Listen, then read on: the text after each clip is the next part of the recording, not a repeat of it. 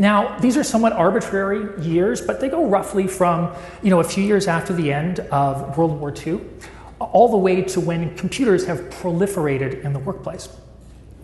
And during this time period, in workplaces, nothing happened. Seriously, you may think I'm exaggerating, but you could leave a specific workplace in 1948, come back 30 years later, and what would you find? You would find the same people working there. You would find a lot of the same jobs being done that required the same qualifications. And more importantly, the same technology, and even the same equipment. So I remember going to my mom's workplace back in like 1982, because my mom didn't have a babysitter. I'm Gen X. That's the way it rolls. And I remembered looking at their office machines, which were typewriters and adding machines. They were all built in 48 to 50. Imagine using a 30-year-old laptop at your job. Of course, there were cultural things that happened, civil rights, which was really important. But for the most part, because nothing of substance happened, the things that did change were superficial things. Things like hair and music and, of course, clothing. So, guess what? I went in my old photo albums. These are 3 of my birthday parties. Each of them are a year apart. And with the exception of my girlfriend, Christine, who's wearing the same dress, and she was shunned by the group afterwards and never to grace a photo again.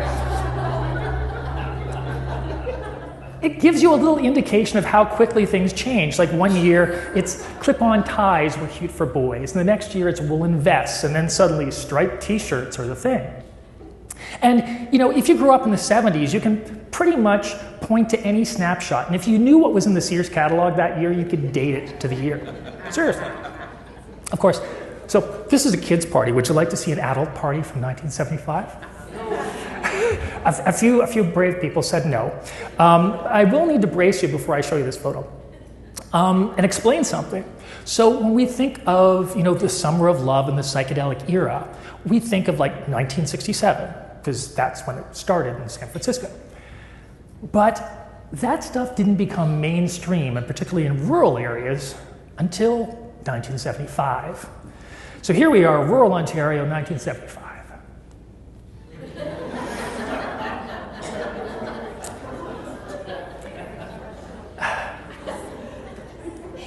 Now, to be fair, I only actually know one person in this photo. That's the lady on the electric piano. That's my grandmother. I don't know anybody else, including the man trying to molest her. We'll just sort of ignore that.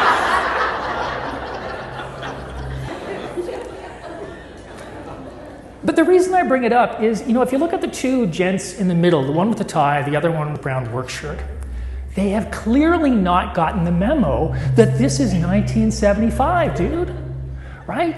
So this is how quickly a lot of things changed.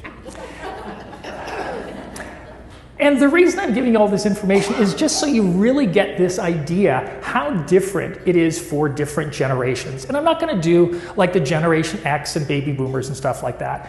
I'm going to look at change through the lens of people over 45 and under 45.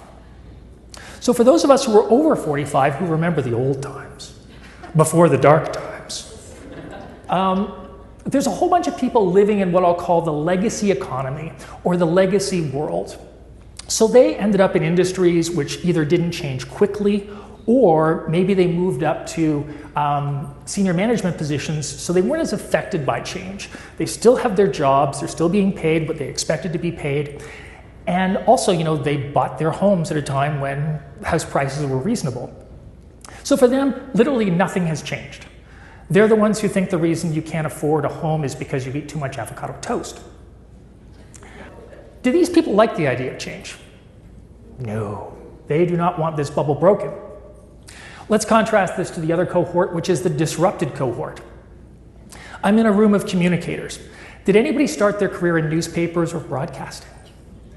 Yeah, we've got a few people. So you know what it's like being disrupted. And the worst part about being disrupted is kind of the longer you're in an industry, as soon as that industry says, yeah, your skills aren't needed anymore, it becomes really tough. Are you going to retrain at 45 or 50? What do these people think of change? These folks think that change is ruinous, and it is for them. But then we get to the under 45s. And this is what they've been dealing with their work lives, their adult lives. Lots of change. Economic disruption, also political disruption, health disruption. Did any of these things, do you feel, really make the world better? No, not really. So in terms of change that is imposed upon us, even though we have different reasons for disliking change, regardless of how old we are, for the most part, we view that change as bad.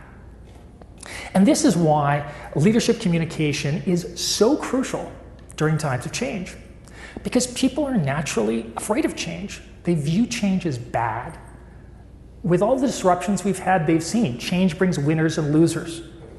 I'm most likely to be a loser, right? So if leaders do not communicate with clarity and empathy during a time of change, what happens? Chaos. It makes it really difficult to manage change if you're not out there at the forefront reassuring people with clear messaging.